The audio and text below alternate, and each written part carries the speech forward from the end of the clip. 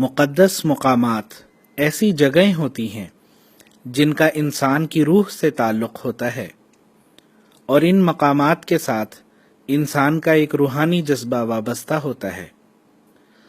قادیان وہ سرزمین ہے جس کو اللہ تعالیٰ نے اپنے پاک مسیح کے لیے چنا۔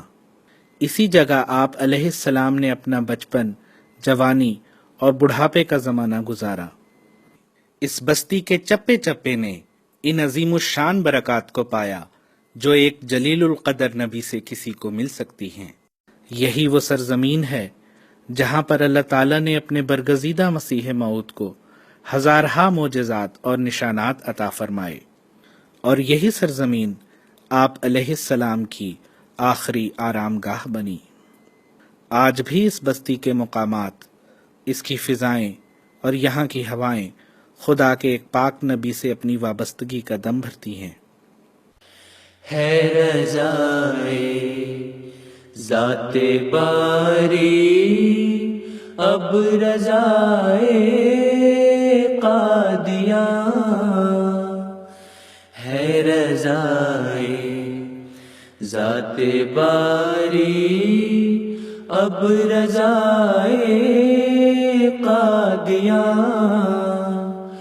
مدعائے حق تعالی مدعائے قادیاں، ہے رضائے ذات باری اب رضائے قادیاں، وہ ہے خوش اموال پر یہ طالب دیدار ہے، وہ ہے خوش اموال پر یہ طالب دیدار ہے، طالب دیدار ہے،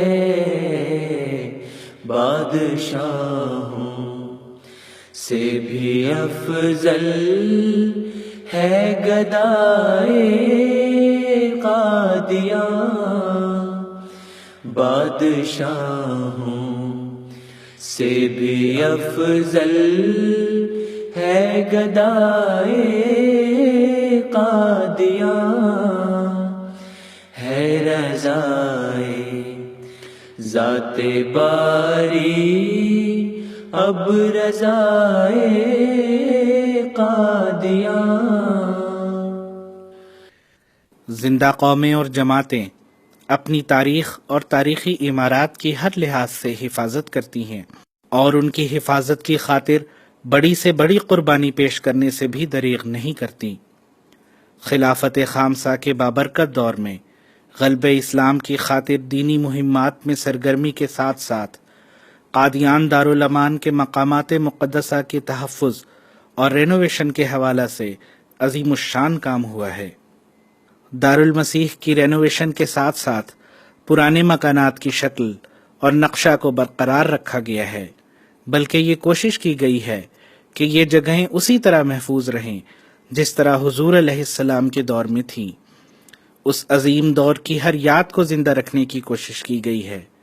دیواروں کی پرانی اینٹیں بھی بعض جگہ شیشہ بند رکھی گئی ہیں تاکہ زائرین ان مقامات کی زیارت کرتے ہوئے ان کی سادگی اور عظمت کو محسوس کر سکیں۔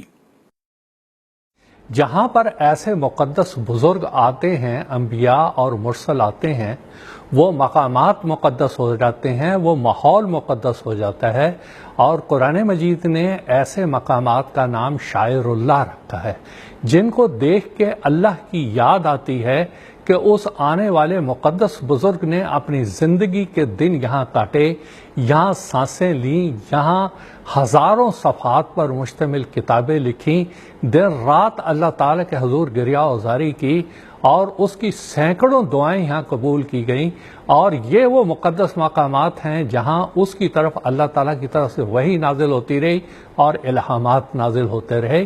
یہاں یہ ایک بات واضح کرنا بھی ضروری ہے کہ ان مقامات مقدسہ اور شاعر اللہ کو بعین ہی جیسے یہ حضرت مسیح موعود علیہ الصلوۃ والسلام کی حیات مبارکہ میں تھیں، اسی طرح ہی ان کو اپنی اصلی حالت پہ رکھا جائے تاکہ وہ یاد اس سے وابستہ ہو۔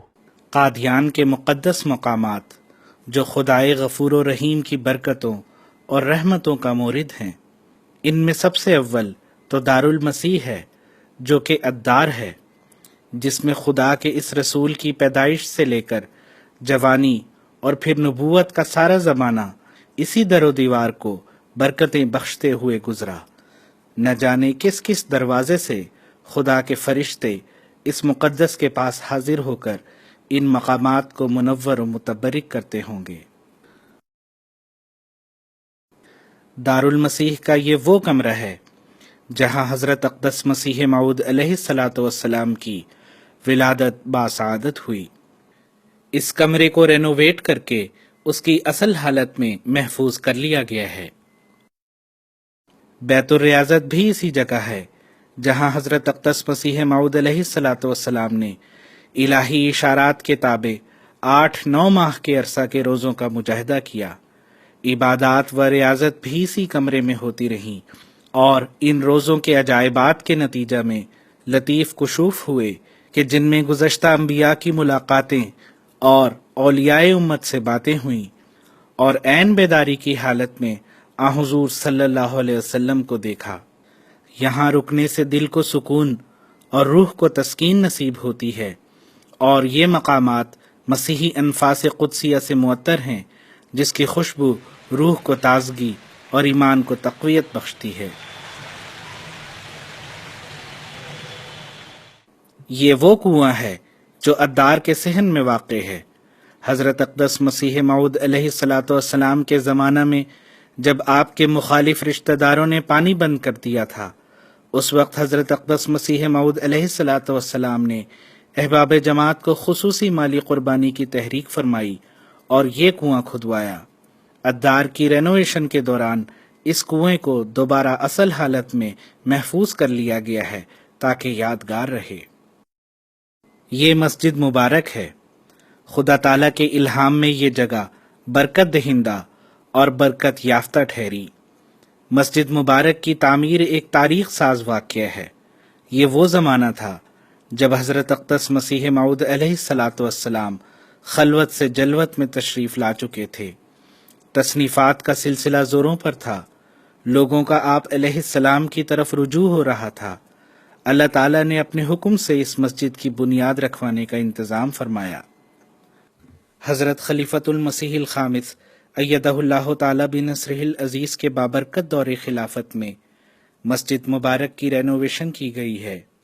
نیز چھت پر جہاں حضرت اقدس مسیح موعود علیہ الصلوۃ والسلام اپنے اصحاب کے ہمراہ تشریف فرما ہوتے تھے، وہاں شاہ نشین کے مقام پر سنگ مرمر کا ایک بینچ رکھا گیا ہے۔ اسی مسجد سے